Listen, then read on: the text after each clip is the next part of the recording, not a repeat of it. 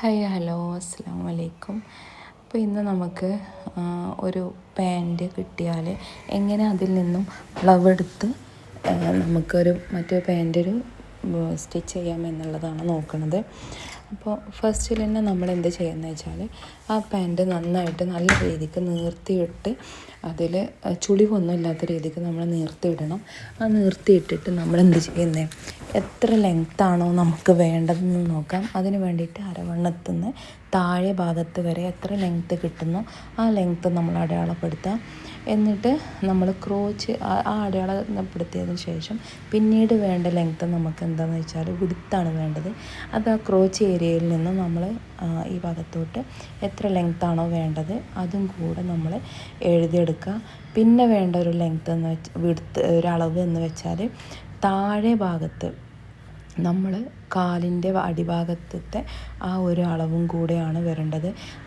അതുപോലെ അലാസ്റ്റിക്കിൻ്റെ അളവും പിന്നെ ക്രോച്ച് ഏരിയയിലോട്ടുള്ള ലെങ്ത്തും ഇത്രയുമാണ് നമുക്കൊരു പാൻറ്റിൻ്റെ ലെങ്ത്ത് കിട്ടേണ്ടത്. ഇപ്പം ഞാൻ എടുക്കുന്നത് അലാസ്റ്റിക്കിൻ്റെ അളവാണ്. അപ്പോൾ 14 ഇഞ്ചാണ്. അപ്പോൾ ഈ 14 ഇഞ്ചിലോട്ട് നമ്മളിപ്പോൾ അലാസ്റ്റിക് എടുക്കുമ്പോൾ 14 28 ഇഞ്ചാണ് എടുക്കുക. 28 ഇഞ്ചിലോട്ട് 1 ഇഞ്ചും കൂടി കൂട്ടണം നമുക്ക് തയ്യൽ തുമ്പിനും വേണ്ടിയിട്ട്. അങ്ങനെ 29 ഇഞ്ച് നമ്മൾ ഇട്ട് കൊടുക്കണം അലാസ്റ്റിക്. ഓക്കെ, ഇനി നമുക്ക് തുണിയിൽ എങ്ങനെ അത് അപ്ലൈ ചെയ്യാമെന്ന് നോക്കാം. അതായത് നമ്മൾ നാലാക്കി മടക്കുക തുണി, എന്നിട്ട് നിർത്തി വെച്ച് കൊടുക്കുക. കറക്റ്റ് ചെയ്ത് കൊടുത്തിട്ട് നമ്മളൊരു സ്ട്രൈറ്റ് ആയിട്ടുള്ള ലൈന് മുകളിലോട്ട് വരക്കുക. ഇതെപ്പോഴും ചെയ്യണം കേട്ടോ, ഇത് സ്ട്രൈറ്റ് ആയിട്ട്. കാരണം എന്താണെന്ന് വെച്ചാൽ നമ്മൾ തുണി അങ്ങും ഇങ്ങും ആയിരിക്കും നിൽക്കുന്നത്. അപ്പോൾ അത് കറക്റ്റ് ചെയ്ത് കൊടുക്കാഞ്ഞാൽ നമുക്ക് അളവ് ആകെ തെറ്റിപ്പോവും. അപ്പോൾ ഇത് സ്ട്രൈറ്റ് ആയിട്ട് കൊടുത്തിട്ടുണ്ട്. ഇനി നമുക്കതിൻ്റെ ലെങ്ത്ത് അടയാളപ്പെടുത്തണം. അപ്പോൾ 2 ഇഞ്ച് നമുക്ക് ഫസ്റ്റ് മുകളിൽ തന്നെ അടയാളപ്പെടുത്തണം. കാരണം എന്താ വെച്ചാൽ അത് 1.5 ഇഞ്ചിൻ്റെ അലാസ്റ്റിക്കാണ് നമ്മുടെ കയ്യിലുള്ളത്. അപ്പോൾ 1.5 ഇഞ്ച് അലാസ്റ്റിക് കൊള്ളണമെങ്കിൽ അര ഇഞ്ച് നമുക്ക് മടക്കി തയ്ക്കാനും കൂടെ വേണം. അപ്പോൾ നമുക്ക് 2 ഇഞ്ച് അങ്ങനെ അടയാളപ്പെടുത്തി കൊടുക്കണം. അപ്പോൾ 2 ഇഞ്ച് അടയാളപ്പെടുത്തി കൊടുത്തു. ഇനി ആ 2 ഇഞ്ചിൽ നിന്നാണ് നമുക്ക് എത്ര ലെങ്ത്താണ് പാൻറ്റ് വേണ്ടത് ആ ലെങ്ത്ത് നമ്മൾ അടയാളപ്പെടുത്തുന്നത് കേട്ടോ. അപ്പോൾ എത്ര ഇഞ്ചാണ് നമുക്ക് ലെങ്ത്ത് വേണ്ടത് ആ ഇഞ്ച് നമ്മൾ അടയാളപ്പെടുത്തി കൊടുക്കുക. ഇപ്പോൾ നമുക്ക് 39 ഇഞ്ചല്ലേ, അപ്പോൾ അത് അടയാളപ്പെടുത്തി കൊടുക്കുക. എന്നിട്ട് തയ്യൽ തുമ്പ്, അതായത് മടക്കി അടിക്കാൻ, നമ്മൾക്ക് മടക്കി അടിക്കാൻ ചില ആളുകൾക്ക് 1 ഇഞ്ചിലൊക്കെ മടക്കി അടിച്ചാൽ മതിയാകും. ഇപ്പം നമുക്ക് നല്ല ട്രെൻഡായിട്ട് പോയിക്കൊണ്ടിരിക്കുന്നത് 3 ഇഞ്ച് 4 ഇഞ്ച് വീതിയിൽ നല്ല സീറ്റായിട്ട് അത് വൃത്തിക്ക് അങ്ങനെ ഇപ്പോൾ എല്ലാവർക്കും വേണ്ടത് കുറച്ച് വീതിയിലാണ് ഇപ്പോൾ മടക്കി അടിക്കേണ്ടത് താഴെ. അപ്പോൾ ആ ഒരു ഇതിൽ നമുക്ക് എന്ത് ചെയ്യാം, അളവിൽ നമുക്ക് എത്രയാണോ നമുക്ക് തുണിയുള്ളത് ആ ഒരു ലെങ്ത്തിൽ നമ്മളത് കൊടുക്കുക, തയ്യൽ തുമ്പിട്ട് കൊടുക്കുക താഴെ. പിന്നെ അതുപോലെ തന്നെ ഈ ക്രോച്ച് ഏരിയയിലോട്ടുള്ള അളവും കൂടെ നോക്കുക. ഇതൊക്കെ ആ 2 ഇഞ്ച് കഴിച്ചിട്ട് ആ 2 ഇഞ്ചിൻ്റെ അവിടെ നിന്നാണ് കേട്ടോ തുടങ്ങേണ്ടത്, അല്ലാതെ മുകളിൽ നിന്ന് തുടങ്ങരുത്. മുകളിൽ നിന്ന് തുടങ്ങിയിട്ടുണ്ടെങ്കിൽ നമുക്ക് 2 ഇഞ്ച് കുറഞ്ഞിട്ടേ കിട്ടുള്ളൂ.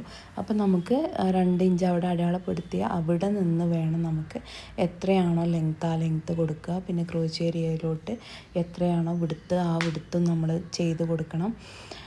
അപ്പോൾ മുകളിൽ എത്രയാണോ നമ്മൾ അരവണ്ണത്തിൻ്റെ അവിടെ നമ്മൾ എത്രയാണോ കൊടുത്തത് അതുതന്നെ ആയിരിക്കും വിടുത്ത് നമ്മൾ താഴെയും കൊടുക്കേണ്ടത്.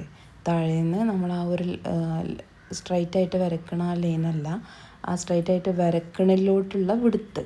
എന്നിട്ട് ആ വിടുത്ത് ആ സ്ട്രൈറ്റ് ആയിട്ടുള്ള ലെങ്ത്തിൽ നിന്ന് 2 ഇഞ്ച് നമ്മൾ കുറച്ചും കൂടെ അങ്ങ് വീതിയിൽ കൊടുക്കണം. എന്നിട്ട് നമ്മൾ ആ ഹോൾ കർവ് വെച്ചിട്ട് നമുക്കൊന്ന് ചരിച്ച് ഒന്ന് കർവ് ഒന്ന് ഷേപ്പ് ചെയ്ത് കൊടുക്കാം. അതില്ലാത്തവർക്ക് വേണ്ടിയിട്ട് ഞാൻ വീണ്ടും പറയുകയാണ്, 1.5 ഇഞ്ച് നമ്മൾ കൊടുത്തിട്ട്, അല്ലെങ്കിൽ 1 ഇഞ്ച് നമ്മൾ 1 ഇഞ്ച് കൊടുത്താൽ മതി കേട്ടോ. 1 ഇഞ്ച് കൊടുത്തിട്ട് നമ്മളൊന്ന് ഷേപ്പ് ചെയ്തിട്ട് കൊടുക്കുക.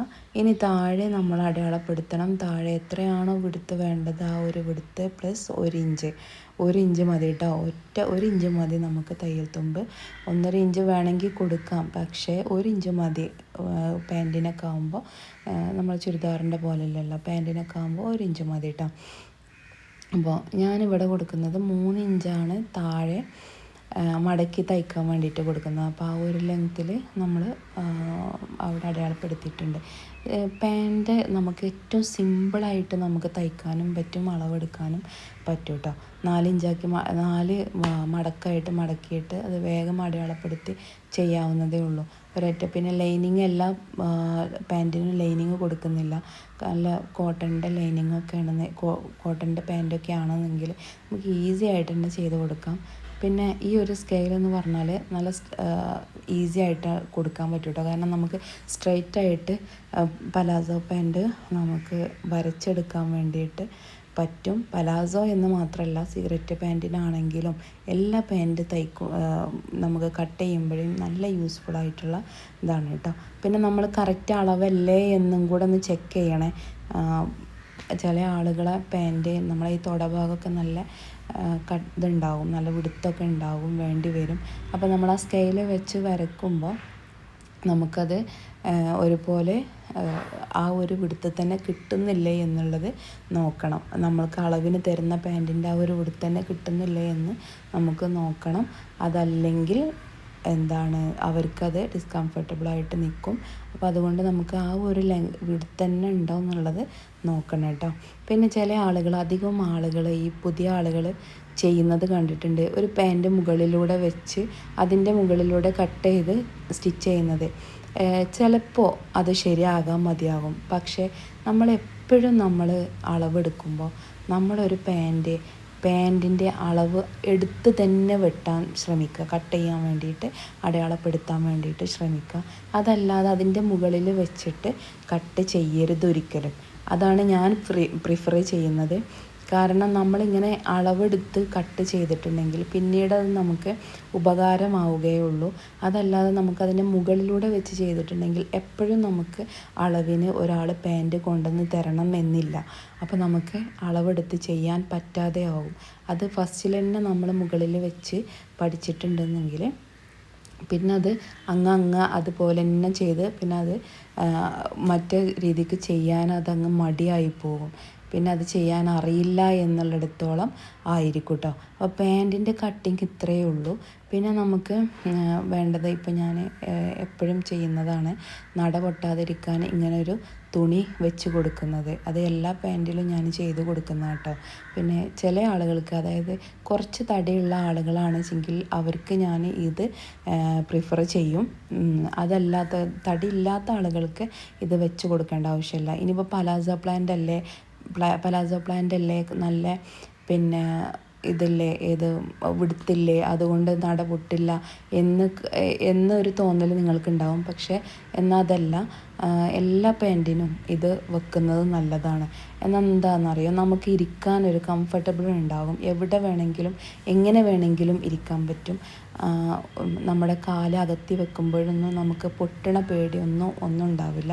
അപ്പോൾ അതുകൊണ്ടാണ് ഞാൻ ഇത് കുറച്ചൊരു വീതി ഇവിടുത്തെ ആവശ്യമുള്ള ആളുകൾക്ക് എല്ലാവർക്കും ഇത് ചെയ്തു കൊടുക്കുന്നത്. പിന്നെ തീരെ തടിയില്ലാത്ത ആളുകൾക്ക്, അതായത് നമ്മുടെ ഹിപ്പിൻ്റെ അവിടെ ഒന്നും ഇല്ലാത്ത ആളുകളാണെന്ന് വെച്ചെങ്കിൽ പിന്നെ ഇതിൻ്റെ ആവശ്യം ഇല്ല. പിന്നെ കുറച്ചൊക്കെ ഒരു തുടഭാഗമൊക്കെ ഉണ്ടെന്ന് വെച്ചെങ്കിൽ നമുക്കിത് എപ്പോഴും വെക്കുന്നത് തന്നെ ആയിരിക്കും നല്ലത്. ഇത് അധികവും ആളുകൾ വെച്ച് ഞാൻ കണ്ടിട്ടില്ല. പക്ഷേ ഇത് ഞാൻ എല്ലാവർക്കും വെച്ച് കൊടുക്കാറുണ്ട്. ഇത് നിങ്ങൾക്കും യൂസ്ഫുള്ളാണ്. എല്ലാവരും ചെയ്ത് നോക്കാം കേട്ടോ. ഇതിൻ്റെ സ്റ്റിച്ചിങ് വീഡിയോയും കട്ടിങ് വീഡിയോ ഒക്കെ സെപ്പറേറ്റ് ആയിട്ട് തന്നെ ഞാൻ വെച്ചിട്ടുണ്ട്. അപ്പോൾ വീണ്ടും ഞാൻ ഈ ഒരു പാൻറ്റിൽ കാണിക്കാം. ഈ വീഡിയോ നിങ്ങൾക്ക് ഉപകാരമായിട്ടുണ്ടെങ്കിൽ പ്ലീസ് സബ്സ്ക്രൈബ് ആൻഡ് ലൈക്ക്.